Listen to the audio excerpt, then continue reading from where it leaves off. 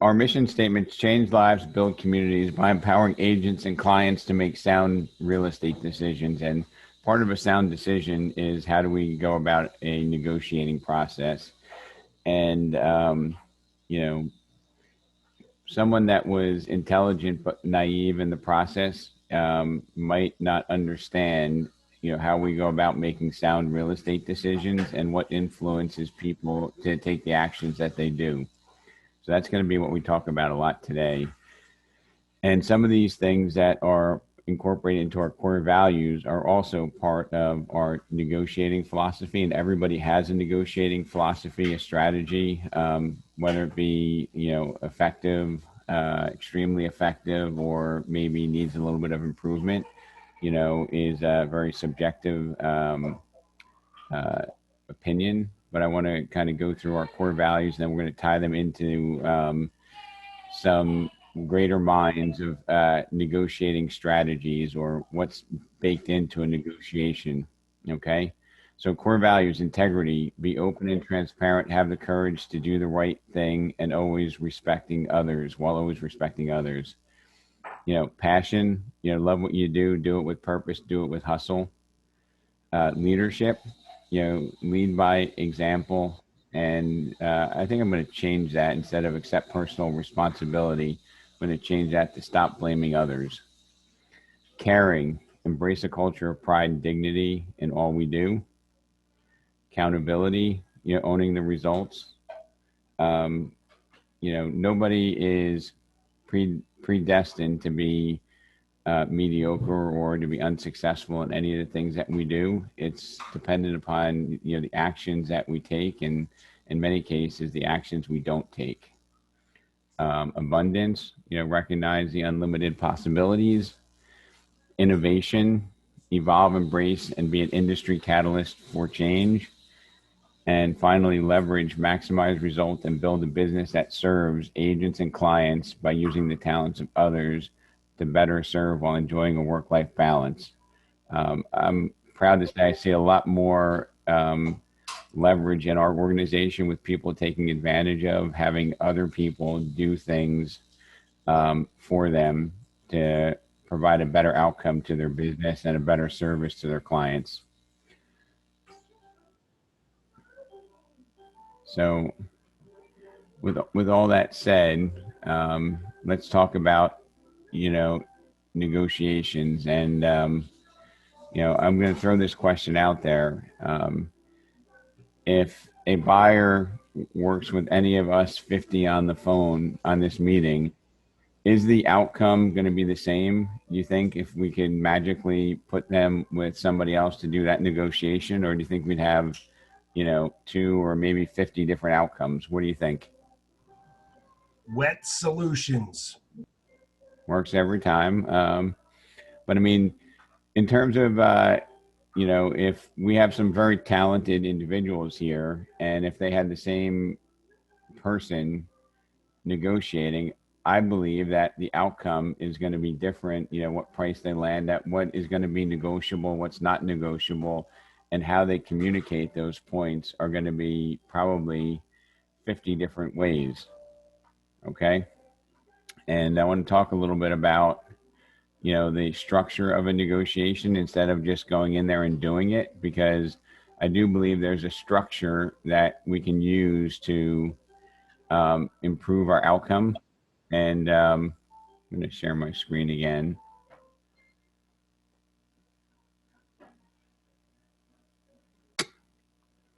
And I like to study or listen to, fill my head with new ideas and new ways to think of things. And if you haven't, you might want to catch a couple of YouTube clips of a gentleman by the name of Chris Voss, who was a hostage negotiator. He's a pretty influential person on YouTube, and he wrote a book called Never Split the Difference. And it's interesting. This is the outline I'm going through is from a Harvard study, but the principles are going to be the same. Okay. And the 7 elements of effective negotiations, and I'm not going to read these, I'll make this available. But one of the things I think we do poorly in our industry, and it's not directed at anybody on the call, but we need to separate people issues from substantive issues. How many times does an emotional play drive the bus or make or break a transaction? We let the emotional people issues overshadow the bigger picture. Okay. So am I prepared to deal with the relationship? Okay. Oftentimes, it's best to keep the two parties separated, to keep the people issues out of a transactional process. Okay. Um, we need to have a good working relationship. We need to have a trustworthy foundation to our negotiation transaction. But to the extent that we can consciously remove the people issues from the process, I think it's going to help us a lot. Some of the uh, issues that I kind of chuckle at as they come in is, I have to have this or I can't do that. I need to get, 800,000 for my house. Doesn't really influence the process. Second is communication. Okay. Am I ready to listen and talk effectively? Creating a learning conversation. And the point I highlighted here is listen to understand, speak to be understood. Listen to understand, speak to be understood. And, negotiations, if has anybody watched any of Chris Voss's YouTube videos or read his book? Yes. All right. Is there anything that you remember as being like crazy about what he did, which was hostage negotiations? Anything that was crazy about it? I mean, he starts each chapter with a real life example of whatever he's going to discuss, and I mean, some of the scenarios are obviously crazy, right? Like people kidnapped in Haiti and the Philippines and all kinds of things like that. Sure. So the thing that you have these crazy criminals, right? This criminal cartels, but he understood, which I think made him to be highly effective. They're business people. He understood that they just have a different business model, right? Paul, he talked about, exactly. Like the person they've kidnapped is a commodity, and their idea is to trade the commodity for either terms or cash or whatever whatever it is that they're looking for. And they have the effective ones have a method, right, that they follow, and simple things like understanding that when they get towards the end of a week or a month that these people are going to be more motivated than they would be at the beginning, gives him more leverage in the conversation.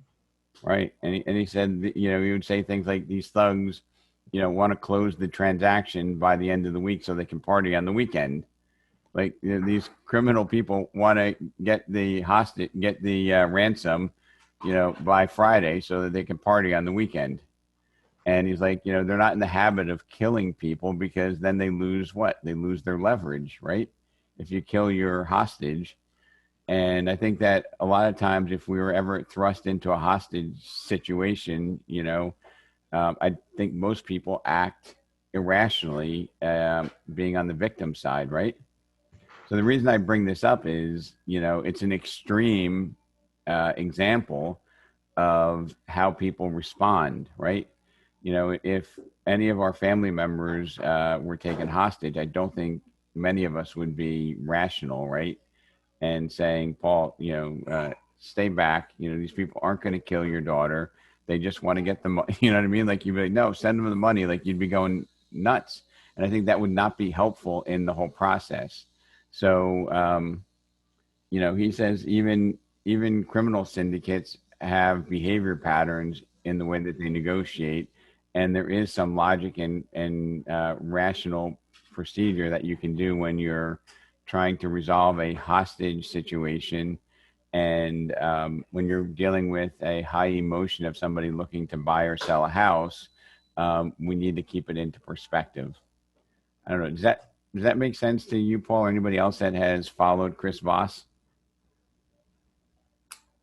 Yeah, it does. I will say if you like what you see from Chris Voss on YouTube, you can subscribe to his newsletter, which is pretty good. It only comes out once a week, and there's a lot of good like continuing education that you can take advantage of that he sends out. Right. So, so, uh, and I think in the business, and I guess I'll talk with Paul or Robert, or maybe I'll tap Julio. But like when we go through this business, um, I think negotiation is kind of an underplayed piece of the puzzle, right? Um, we all talk about, hey, lead capture, we can analyze properties, but how many of us have actually had any formal training on the process of negotiating? If you wanted to say, so if you can put in the chat if you can, and Robert, keep track. I saw maybe 6 hands up. And if you put in the chat if you've had some formal training on how to negotiate. I don't see much going on in the chat. So, and negotiation is probably one of the more important pillars to being able to get transactions to close to a successful outcome. And another point that I will mention is, Rob Garver, if you can unmute, I think, when do people feel that negotiation has ended in a real estate transaction, Robert? I think when when the contingencies have been met. Okay. I think a lot of times people feel the negotiations concluded when the contract's signed, but I think the contingencies is clearly a contingency or a liability to a transaction, right? And when the contingency process is going through, I think that should be a informational, not a negotiation process. In other words, if you had better clarity from the beginning, then hopefully contingencies aren't surprises. And in one of the Harvard study, where am I looking at here? Okay, I'm jumping back to the end. What commitments should I seek or make? Okay. Identify all of the implementation issues to be included in the agreement. No post-argument surprises. And, for me, the post-argument surprises are when people overplay their negotiation and they try to renegotiate after they've gotten through the first step. And I'm sure we've all had clients on our side that have wanted to renegotiate because they feel like they've been ineffective in their initial negotiation, right? So you overpay. So Julio, have you ever seen this? You overpay for the property, and then they want to make sure that the property is perfect, not a 32-year-old home in Coconut Creek, right? They want it to be like a brand new home, everything new. Have you ever had a client do that, or somebody on the other side of a transaction? Yes, of course. And then when it comes down to the inspection period, they're very critical because they felt that they're overpaying. So, they kind of have this hesitancy about the transaction at that point. So I'm gonna put you on the spot for a second, Julio. Like you're at a divergence in a negotiation, right? And you want to win this transaction for your client. However, if winning that transaction means maybe overpaying and having some buyer remorse, or maybe they're going to try to nitpick, or I should create a term for when they exploit the inspection to renegotiate the price. But basically, most houses, probably 90% of them, what you see is what you get.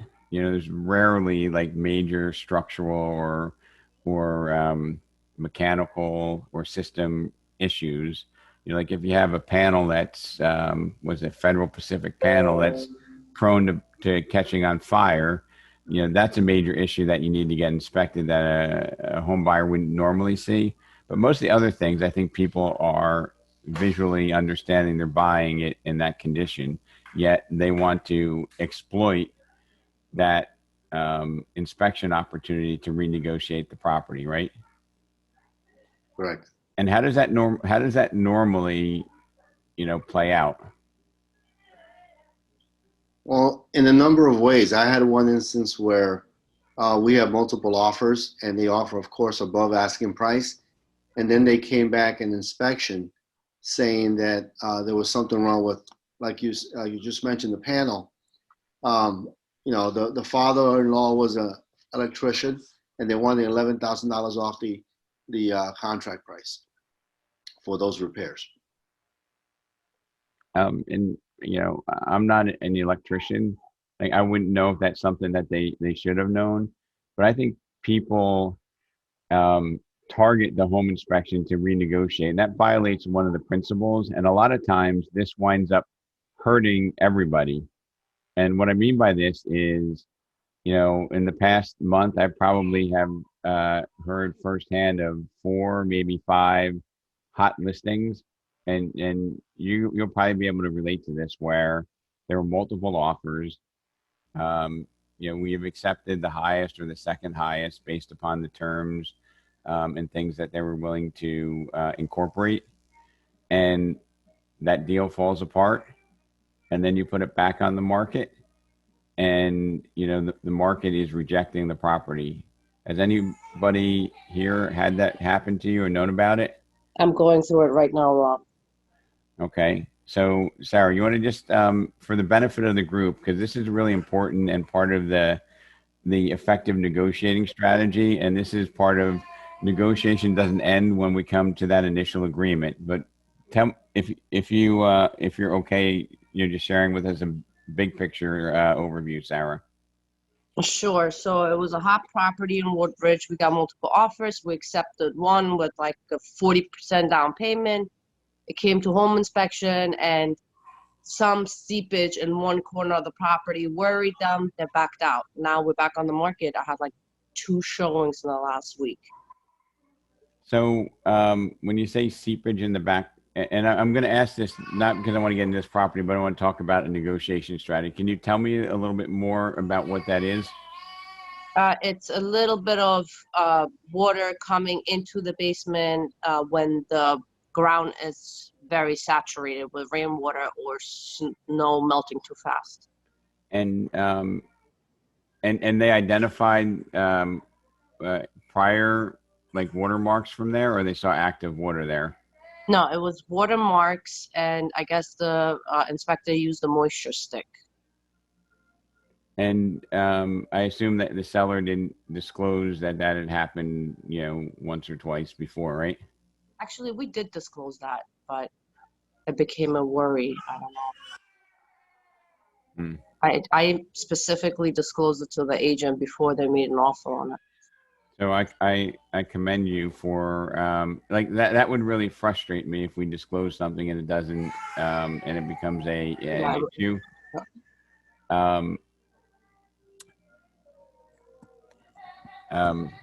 So I find like a lot of times, maybe you can put on there, when you negotiate that, items in the seller's disclosure are accepted by the buyer. Mm-hmm. I can do that. Right? If you have a hot contract. Mm-hmm. Because at least this way you can say, look, I just want you to know that, twice since they've been there in 8 years, they had some moisture coming in the front corner of the property. Before we accept your offer, we want to make sure that that won't be an issue. Yeah, but I don't know, like, would that deter buyers from going forward? I mean, water is always very touchy subject. Okay. Well, you know, if they're doing a home inspection, are they likely to find it? Yes, of course. So a negotiation strategy might be to, you know, like over disclose that. And I think if I kind of go to my little cheat sheet here, Sarah, there's a lot of data behind this. Let's see.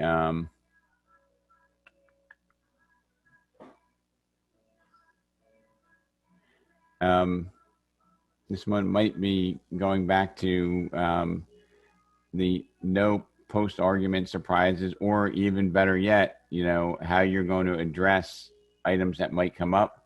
Because if you maybe accepted one of the other offers, how many did you have? 3 total. You had 3 total. If you might have accepted one of the other offers and put that language in there, possibly, you know, that might have avoided that. Or the other possibility is, you know, maybe a negotiation strategy is to, you know, address the objection before it comes, you know, to try to find some solution to it before you lose, you know, a transaction, or the house is But at that point, there's no negotiation technique that I could have implemented at that point, right? I mean, the buyer changed their mind. It's through because of that. That's it. It's a wrap, right? I mean, I assume that it could be remediated, right? Yeah. Right. Either by changing, like, but I mean, like, I think the core is to not get to the point where something gets killed Yeah. by something that's known in advance. Yeah. Okay.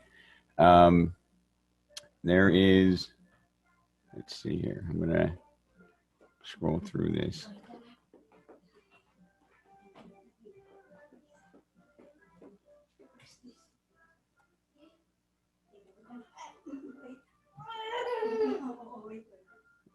It's not really working. So,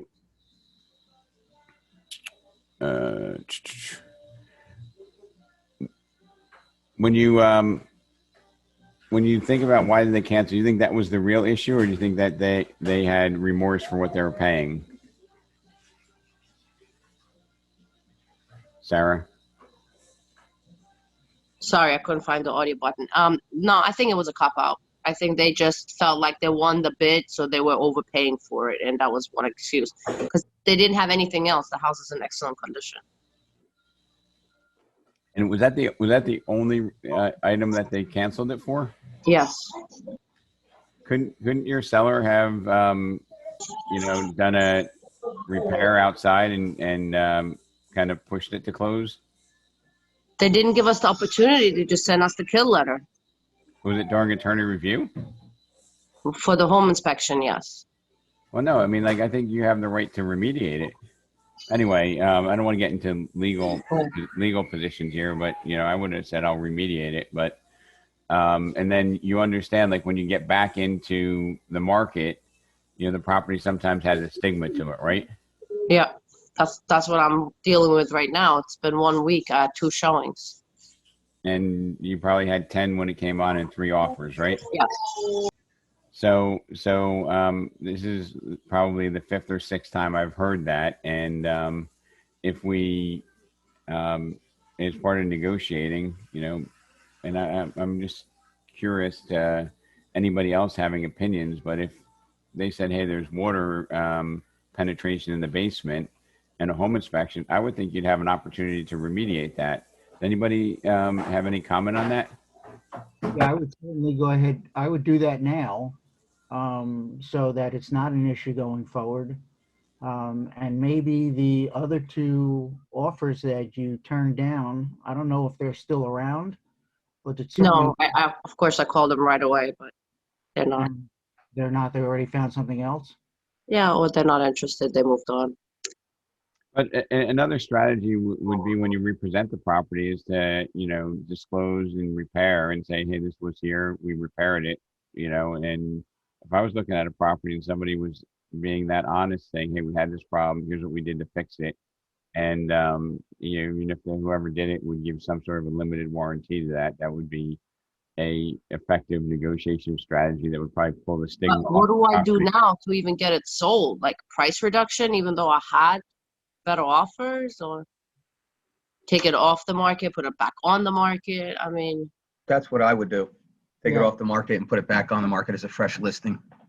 yeah, Now, you've been, what, a week? yeah. Not even a whole weekend. Where's the location? Woodridge. Excellent location too. Under 500. I mean, this market, that's unheard of. Put it on the market with a home warranty. Yeah, but the warranty is not going to cover the water damage. So does anybody know what the term BATNA is? That's alternative to the outcome or something like that. Yep. So it's the identify the best and worst alternatives open to either side, right? How can we make their BATNA worse for them to keep them to the table? So, and I think, a lot of times this is when we have sellers who feel empowered in this market because it's hot. And it's even possible that your seller, Sarah, could have said, you know what, we have two other offers. Tell them we're not going to fix it, right? But they don't understand what the consequence of that action is in a negotiation. Does that make any sense? Yes, I use that strategy all the time when it comes to buyers pushing themselves for going for a property. Like, if you don't buy this house for 500, what other possible options are we going to have? So, when you work with the buyer and you're talking about, what other possibilities are you going to have, and negotiating to me doesn't mean it's a win or lose, which I think is a shift, a mindset shift between the way we look at the whole process of negotiating, right? Because sometimes to effectively negotiate, if somebody's negotiating but they lose, they don't get the property, that's not a win. Hey, I held my line. I didn't want to pay more. When you're working with buyers, I love to use as a effective, honest negotiating strategy. Pull up Zillow, look at Woodridge, and does Zillow think Woodridge is going to go up by 9% this year? Okay, talk to your buyer and say, hey, if we pass on this one here, the likelihood is that if it takes us 2 to 3 months, we're going to pay $12,000, $15,000, $20,000 more. Right? Now, is that a negotiating strategy, Sarah? Yes. Right? Does that have integrity? Yes, absolutely. And you think that would be effective? Yes. I do it all the time. You pull up the Zillow and you show them? Because Not the Zillow, but that strategy I use all the time. Like, if we don't do this at this price, then Right. we're going to be left with the other 5 homes that we saw that were higher priced, or like you're paying this in rent, or we can close this now and you don't have to extend your lease and lose, your rate. Or right. So it always it's better to always put like what other options if not this one. It just feels like it puts people into a more comfortable decision making space. So I'm just gonna take what is your property address in Woodridge? 326 Hillcrest Avenue. Excellent location, dead end street. So if I were working with a seller and I was looking at this, you just pull down here and this will say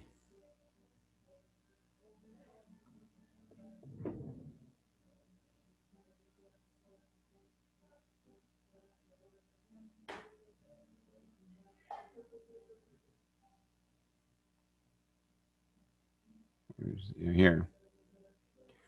So it says Zillow predicts that prices in Woodridge will increase by about 6%, right? And this is $500,000. So 6% of 500,000 is $30,000, right? And if the property was to go up by $30,000, that's $2,500 a month. If we wait it 4 months, it's going to be $10,000 if it takes us that long, you know, and have them calculate the alternative to not, you know, taking an action. Now, conversely, and I think this also has integrity in the process and is not contradictory, Sarah, is what you're experiencing is what I see all the time.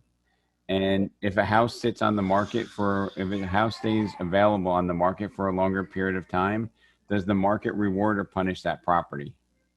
100% punish. It punishes the property, right? And you can easily go onto the MLS and look at all the homes in Woodridge that sold in 7 days and say that they sold for 103%, and all the properties that sold in over 60 or 90 days and say, look, at these properties are selling at, you know, 12 to 15% discount from their offering price because they've stayed on the market, even in this hot market, right? So that's giving them empirical data to support the decision that they're making.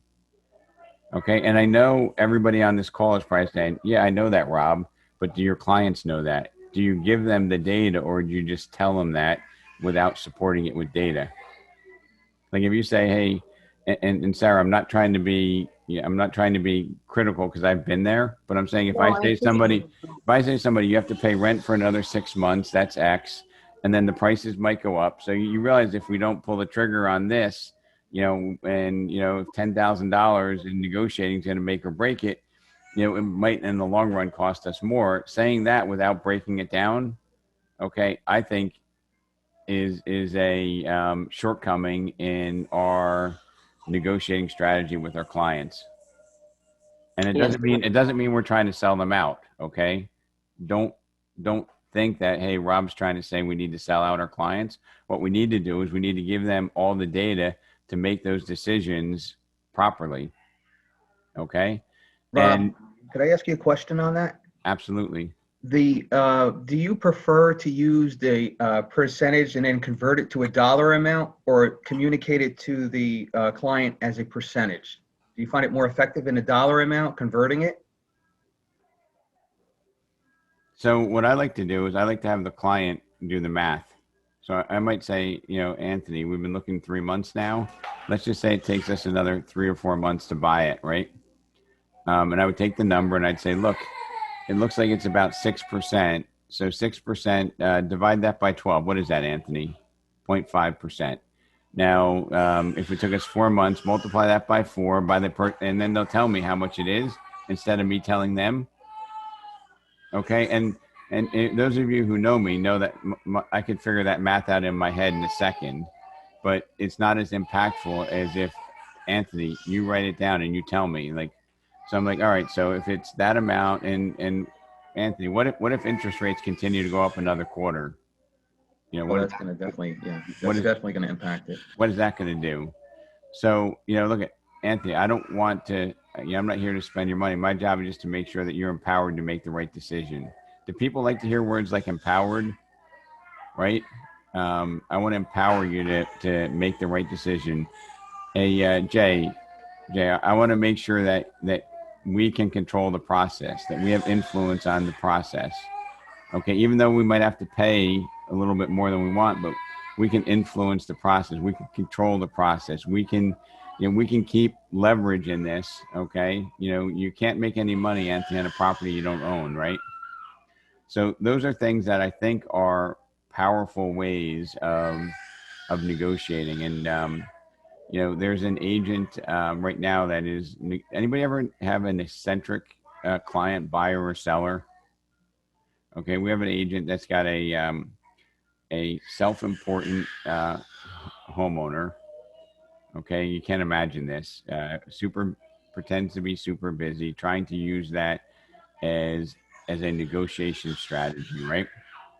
And, I think the way that we engage this person, has strong influence on how they respond.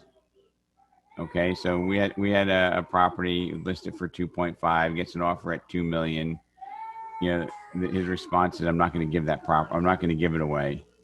They increase the price by 200. The person doesn't even respond.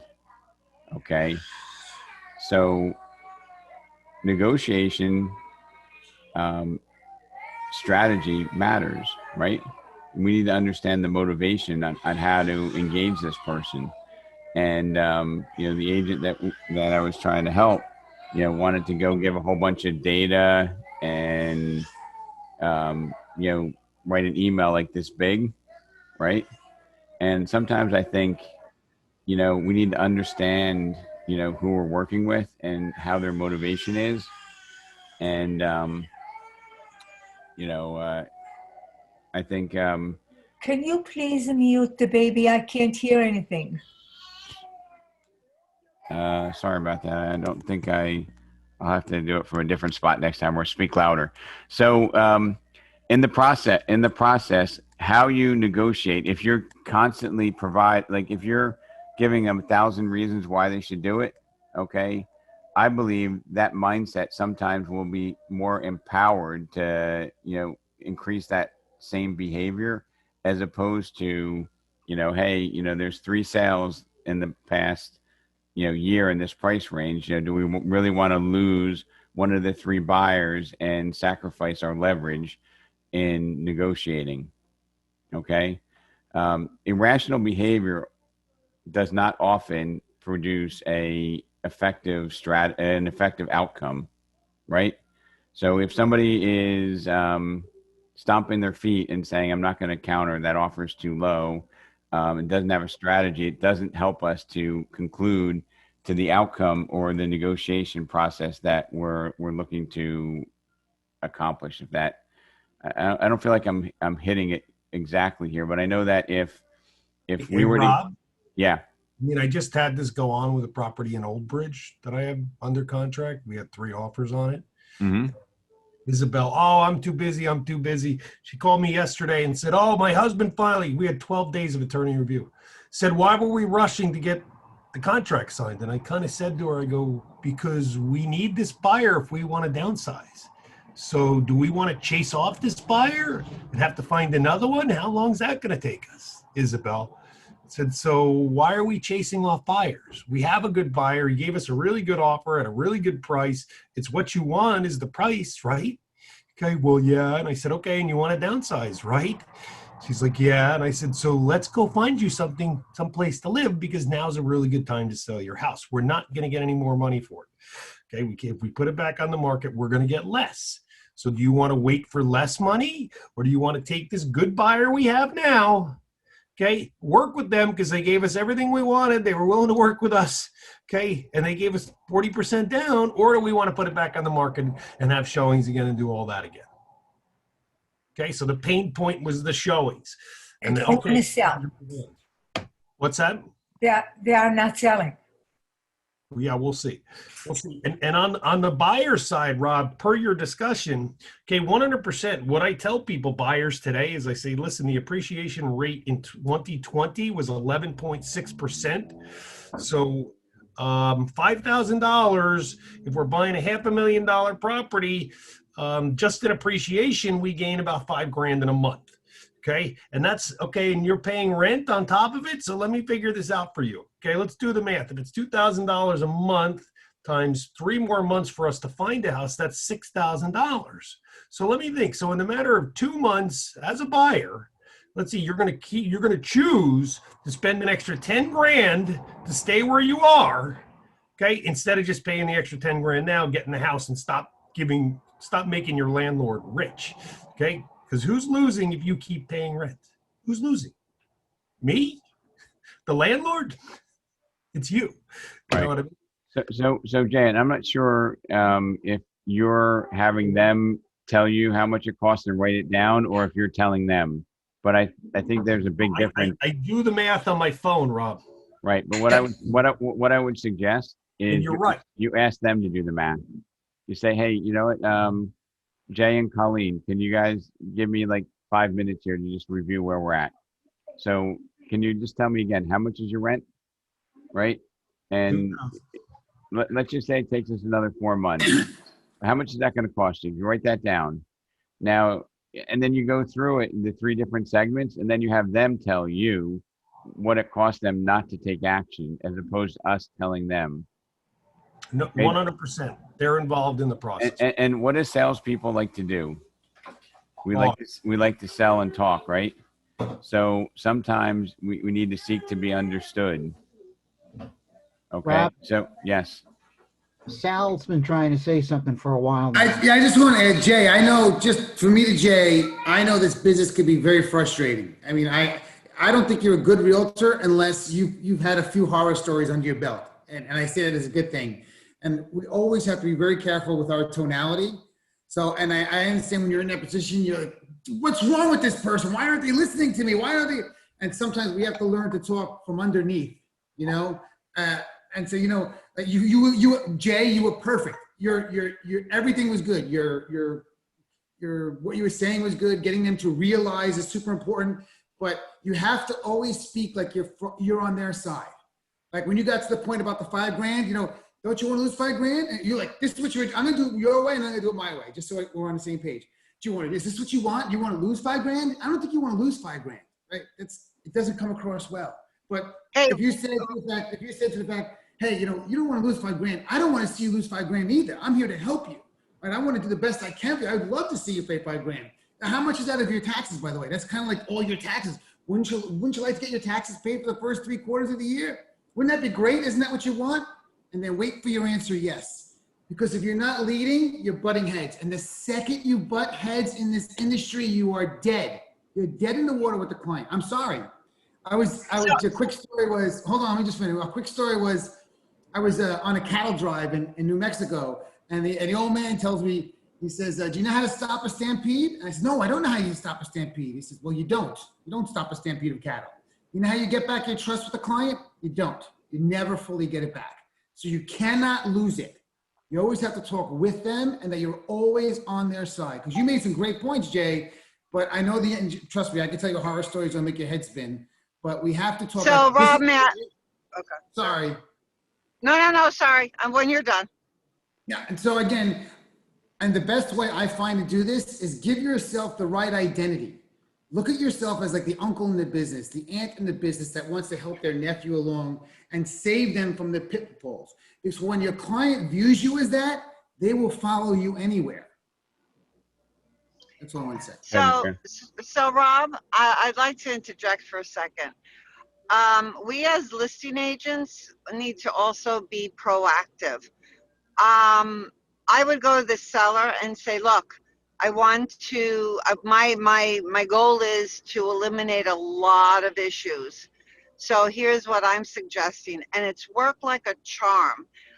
I've had them have a home inspection themselves prior to putting the listing live on the MLS.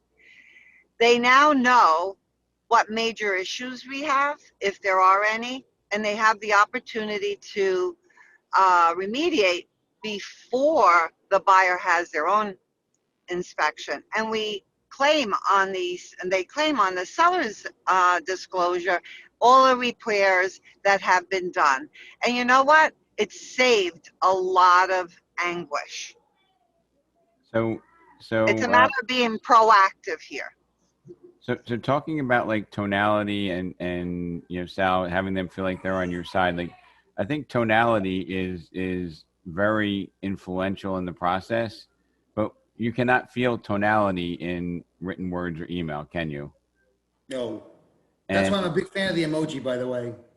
And you know, years ago in many markets, and Jay, you might be familiar with this because I think in Middlesex County, you used to go to the seller's house and present. Do you remember that? Or that was before your time? No, I did that a bunch of times. So you know, imagine this, you know, in Middlesex County, I don't know if there are any other parts of the state where this used to be done, but the listing agent would put a suit on, or the buyer's agent would put a suit on, would go to the seller's house with the seller's agent and present the offer. Okay. Now those days are gone. You lose that opportunity to have that human tonality, that discussion with them in front of their agent to try to plead your case for your client. That's long and gone. I don't think anybody's presented on a buyer's side to the seller. Has anybody done that in the past year or 5 years? Had a direct, Robert, you have? Yes, I did. How did you pull that off? You know, I just asked the question of the listing agent. You know, my clients would like to know if I could present the offer, directly to the seller. And he said, well, let me ask the seller and I'll get back to you. And he called me back and he said, yeah, they're fine with it. Did you get it So accepted? Sorry? Did you get it accepted? I did get it accepted. And as you said, I've of course showed up in a suit and tie to sit with this older couple and talk to them about my offer. And their listing agent happened to be there in a tracksuit. And at the end of the presentation, as I'm getting up to leave, I hear the seller say to their listing agent, how come you're not dressed like him? It's an interesting story there. Yeah. No, but like, kudos to you, Robert, for, making that request. And maybe that is, I think a lot of times we'll get shot down on that, but you never get it unless you try, right? And if you have the ability to present to a seller and say, hey, you know what, here's, I felt it really important to share with you what we're prepared to offer, because I think it's in your best interest, because it's what we're going to do, right? And another negotiation strategy is, our reputation also carries a lot of weight, in the business. And, you can only burn a bridge so many times. And I know that this group here is not the part of the bridge that's burnt, but we need to highlight the fact that, hey, we have integrity, we do what we say we're going to do, and it benefits your seller. Or if we're a seller, if we're representing a seller, we need to say that to our buyers. Like, that reputation carries a lot in that negotiation process. Agreed?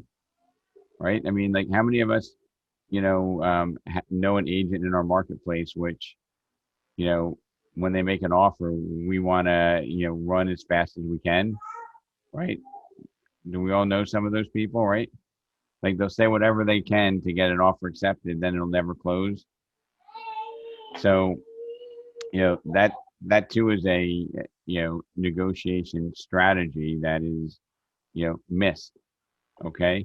And how about this also? And Sal, I want to ask you about this. Do you talk about how you're going to negotiate, at the onset of a relationship? So I'm always trying to show that I bring a value to the table. And sometimes I could, if I'm on a listing presentation, I go through some of the easiest scenarios. Like, let's say we list a house for $500,000 and you get an offer for $400,000. What would you do? And you get the answer you're going to get 9 times out of 10. I tell the guy to go F himself. And so, well, maybe that might be the right strategy, but how about if we take this strategy? We hold on to that offer as long as we can. We keep them on the line for as long as possible. This way, if another offer comes to the table, now we have multiple offers. Is that something you'd be looking for? Yes. Because if we know that the second buyer is better than the first, it's going to push our second buyer as hard as we can. Is that something that you're looking for in negotiating, in a realtor when they negotiate for you? Yes. Is that something that can put money in your pocket? Yes. And I'm not saying by the way, keep in mind, I'm asking all these questions and I'm not saying I bring a value to the table. I'm getting them to realize that I bring a value to the table. Okay. And one more thing I want to add, Jay, sorry. Try to use the word we a lot. Because when you use the word you create sides. Is this what you want? Is this what you want to do? Is this where you want to go? Is this how you want to handle it? No, is this what we want? Right? So try to use the word we a lot, because we put you on the same side as them instead of giving that you, me, because the second you do this, you're in trouble. Right. So Sal, maybe the context would be, just to be clear to everybody, you're the seller, and we take that example. Hey, Sal, how would we respond if we get a low ball offer? Right. That's basically the way you're talking about it. And correct. Right. You'd always use the context of how are we going to address it. Right, but again, typically the seller won't ask me that question. I'll bring that scenario to the table because I'm looking to, again, lead the seller down the path of getting them to realize that I am the right person for the job, right? That I'm the best chance they got of putting the most dollars in their pocket for who gets the best amount of time. Right. And this one I'm not going to ask anybody to admit to, but do you ever feel that there's multiple negotiations going on in a process? And what I mean by that, some of us are negotiating with our client and then we're negotiating with the seller. I think we need to have a single negotiation, and Sal's unifier of using the word we and working together on the same side of the table is, to me, I think it's paramount to having trust in a relationship. I don't even like sitting across from the table from them. I'd rather sit at an angle on the table from them every time because even across seems adversary. And I don't want to let it sound silly, but it's also a way I get fun out of it too. Because when you walk in there and you're having fun with it, it's going to show. When you're walking in there and you're frustrated with it, it's going to show. They're going to know. And again, it's get better because, one of the biggest theories I hate, they tell you all the time in real estate, and it gets me so aggravated is just keep throwing spaghetti, just keep throwing spaghetti. No, I don't want to talk to 100 people and get 5 closings. I want to talk to 10 people and get 5 closings. And that's the difference between the $1 million realtor and the non-$1 million realtor is your conversion rate. Whether you're trying to get into the house because the homeowner won't let it show. And sometimes you got to walk down the line with them. Is the house still for sale? Yes. Are you looking for a qualified buyer? Yes. Are you eager to sell? Yes. Are you looking for someone who already has a house sold? Yes. Well, my client has all those aspects. Is this something you're looking for? Yes. So it sounds like you do want to show them, am I right? Yes. Notice I get them to say yes all the time. Rob does a good way of it too, and he's been doing it through this conversation as well. If you can get your client to repeatedly say yes, ask them questions, say yes, and the last yes is always easier. That's why whenever we used to sign the forms, we do a lot online now, but when we used to lay out the forms, I used to put the smoke detector first. This says a smoke detector here. This says that you'll have the smoke. Yes, you okay with that? Okay, yes. Give me your okay here. Never use the word signature. Never use the okay. Give me your okay on this. Okay, this says here that we can't racially profile anybody. Are you okay with that? Yes. Okay, give me your okay here.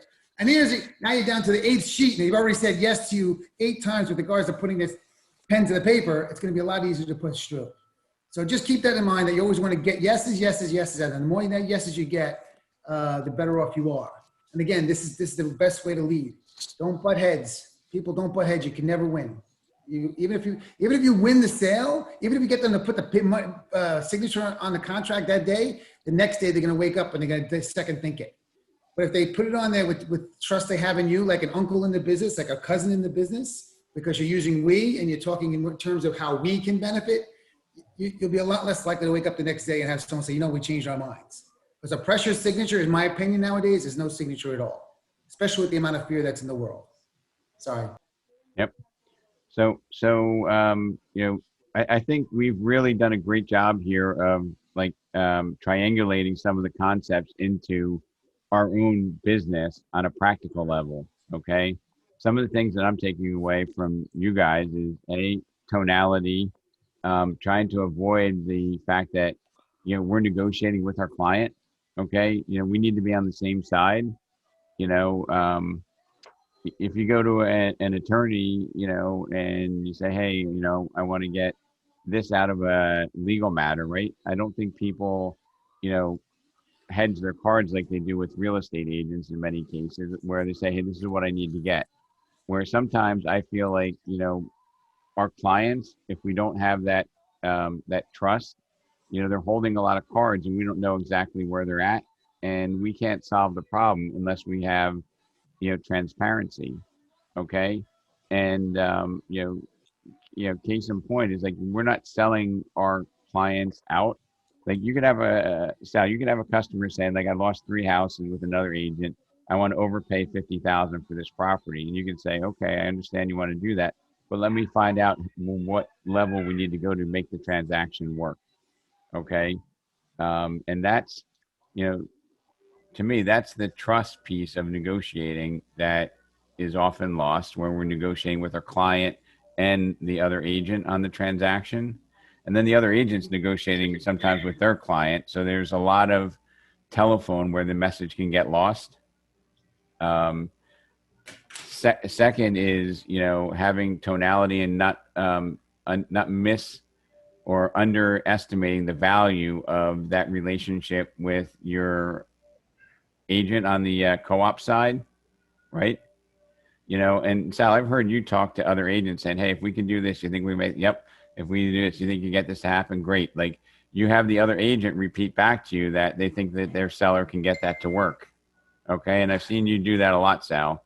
Yeah, absolutely. Absolutely. And one more negotiating tactic I want to put out there, and if you just take this away for the day, I think it's a great one, is don't be afraid to spend time on the phone with the other agent. Because the more you listen, the more you can learn. Yeah, I got a thumbs up there.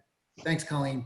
The more you listen, eventually they're going to spill the beans. Eventually they may even get a little frustrated, but the more you listen, the more you learn, the better you can negotiate. I don't care if you have to listen to their kid's softball game first before you get to the real story. Let the other agent feel comfortable with you as well. Get the other agent to like you. I always try to add everything in all my end of my texts. Oh, great, I can't look forward to work with you. Let them know you're an easy agent to work with, because sometimes they deal with difficult agents all day long. And sometimes you have to remind the other agent too. Wouldn't you like to put another sale on the board for this week? Yes. Okay, I would love to do that with you as well. Yes. I already got the other agent saying yes to where I'm looking to take this process. I want to get her on board with me to make this happen.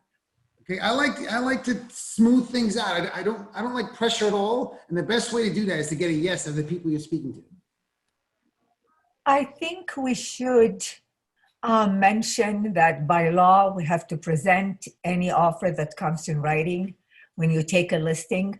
So sometimes when they come very raw, you are backing up the law in the matter of low price.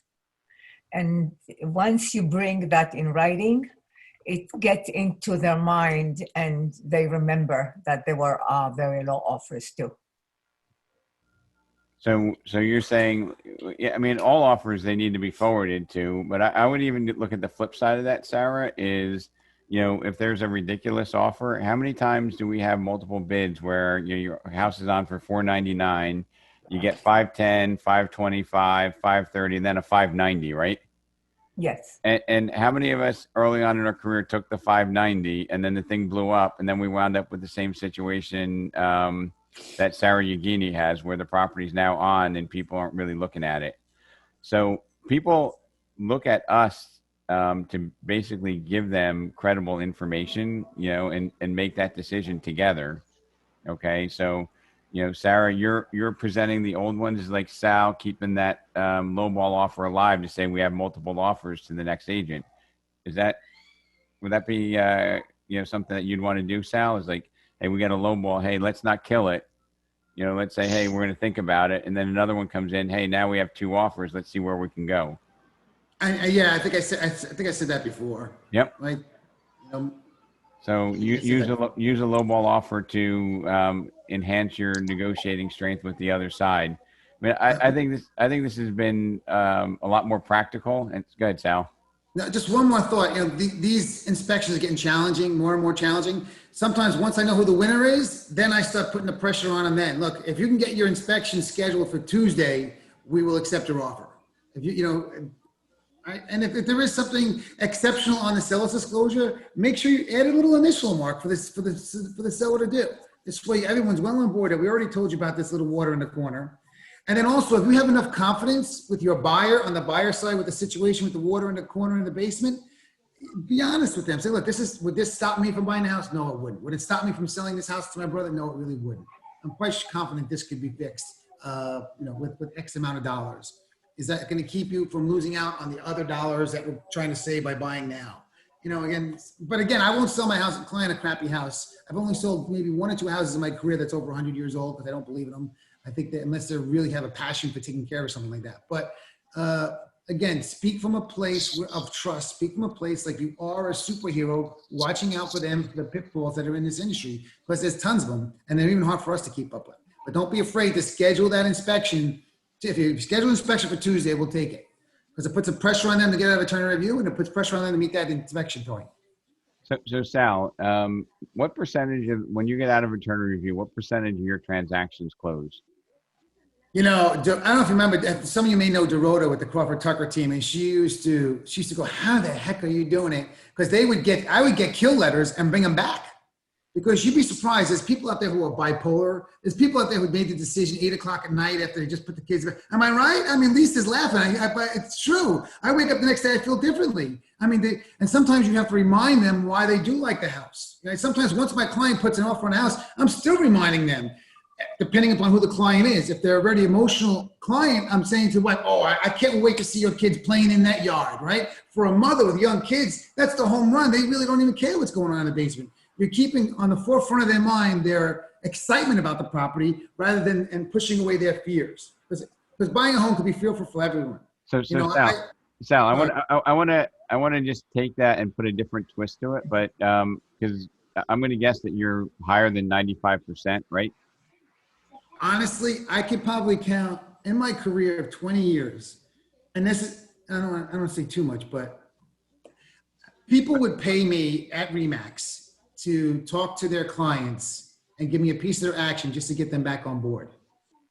That's how good they knew I was. Doug Tucker paid me a piece of his action just to talk to his clients, so just to get them back on board because he knew I was good at making it happen. So Sal, one of the strategies that we should be using is as we're negotiating, saying, look, you know, should we be able to put this together? You know, 98% of my deals close, so I can tell you that if we come to terms, this will close, right? Having that conversation, I think it's something that a lot of us don't even talk about, right? Like your track record matters. Hey, you know, my clients will do what they say in the contract, and I will get this to the closing table if we get it put together. When they're talking to the seller, trust me, that influences the conversation and the outcome. And I don't think that we promote that enough, Sal. I don't know if you make that a big piece of getting an offer accepted, but certainly your track record is great.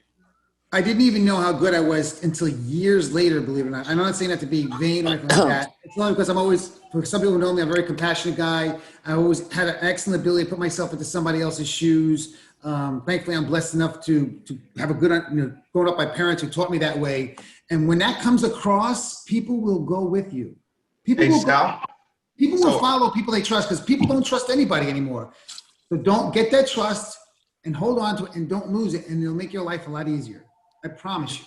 Hey, Sal, I had a quick question. So I know Sal's numbers are above average. I was just kind of wondering, what is the percentage of listings that lose their first buyer? Because I know 95% close rate. But what's the average percent? I'd say it's about what? I'd say in the industry probably about 70%. And I'd say we're running about 87, 88%. So we're about we're about, you know, 15, 16 points above the average. Okay, that's helpful. So I could just make a couple of quick comments here. First of all, there comes a time in every transaction, my wife will tell you this, that I believe that the transaction is about to fall apart. And I take it as a challenge to come up with a solution to whatever the issue is, and get everyone to agree to it. You know, and Rob, what you said at the beginning of this is that winning isn't necessarily that only one side has to lose. I mean, what we do here is we try to make this work. And as creative as we can be, I think is a plus for us. And the second thing I want to say is that, and this is something that we can do every day to help us win negotiations, is to become the agent through our interactions with other agents, to be the agent like we were talking about that you want to do a deal with, because you know that that agent is going to get this deal to close. And we need to have those kinds of reputations, especially in a time where there's so many multi-bid situations, that if the listing agent says, oh, Robert Garver's got a deal here, I know Robert has been doing this for a long time and his deals close, that's an added incentive to accept my offer. And that's something that I think we can work towards every day. So as I think back, and Sal, I'm going to let you have the last word, but There's an agent, Morgan Belvin. I don't know if Morgan's on this call right now, but this is going back a year and a half ago before the pandemic, where she had a VA couple looking to buy a property. They lost 7 homes and they were ready to just rent. And we were doing a team meeting. And I went to her and I said, Morgan, let's try something different. Next offer you have, I want you to go meet the agent in person and present the contract in paper. And Morgan is, I'm guessing she's under 30. She was like, what are you, crazy? Paper? We have .loop. So she drove down to Old Bridge with the paper contract and went through it. Said, look, my buyers, both of them are veterans. They're now in law enforcement. They want to use their VA. They're already pre-approved. This is same as cash. You understand that? She said, oh yeah, same as cash. She's like going through the contract with them and got that next offer accepted because she sold the other agent in person by going through the contract, and the agent said, "Oh yeah, I'm going to tell my seller this is the same as cash, right?" And literally after 7 of them got the next one accepted, and basically getting the seller's agent to repeat back, "Hey, already underwritten." They gave all their documents. You understand that? Bank statements fully underwritten. So anyway, Sal, I'm gonna turn that back to you for the last. I was just gonna say similar to the same thing. Don't be afraid to offer up something that's almost like a fair trade. Like if someone backs out of the agreement, look, why don't we all meet back at the house tomorrow? We can all go through the house together because you're going to point out some things that the current agent, the other agent isn't. I'm always kind of assuming I'm working with a weak agent on the other side. I'm not saying they're all weak. I'm just saying you definitely can bring something to the table that the buyer hasn't considered yet, before backing out. And again, you could also read into the buyer, what kind of buyer they are. Are they an emotional buyer? Are they a financial buyer? Like if the husband works on Wall Street, I'm not talking to him about the kids playing in the yard, right? I'm talking to him about what the taxes are, what the monthly mortgage payment, how good are interest rates right now? Do you like the interest rates right now? Getting the yeses out of him. And then with the wife, I might more likely talk to them about the yard and the birthdays they're going to have there. But don't be afraid to get them back to the house. Let's all go back to the house. Let's take a look at this together. Maybe you can bring a professional with you about that water in the corner of the basin. But you want to ease the fears, because fear is a bigger motivator than pleasure, right? So ease the fears. How much money are we actually talking about here? Are we going to let a $500,000 house walk away for a $2,500 fix? I mean, I don't think that's the best course of action. Do you? No. Okay, so let's work together and see how we can get this done. Does that sound fair to you? Yes. Here's one of my favorite words. You want to know my favorite words in all of real estate? Is it possible? Is it possible we might be able to get through this with some sort of solution? Everything's always possible. And then once you crack that seal on possible, so it sounds like we can get this done. Is that what I'm hearing from you? Yes. Okay. You sure? Sometimes you got to nail it down. You sure? Anchor it in. Yes, I'm sure. Okay. Sounds good. So let's get a few estimates in here and let's see if we can move forward. Does that sound fair to you? Yes. I love that. Once it's possible, it can be done. Yeah. Well, once it's possible, you're looking to break the seal with the word possible. That's all you're looking to do. Is it possible you might consider going with me as a real estate agent? Yes. Do you like everything I showed you here today? Yes. You do want to still sell your house? Yes. Well, it sounds like you're looking to move forward. Is that correct? Yes. Right? I'm not saying, look, if you put your name, address, if you put your signature here, I'll do a great job. I'll be fantastic for you. I'm going to do this for you. I'm going to do that for you. I'm going to do this for you. Right?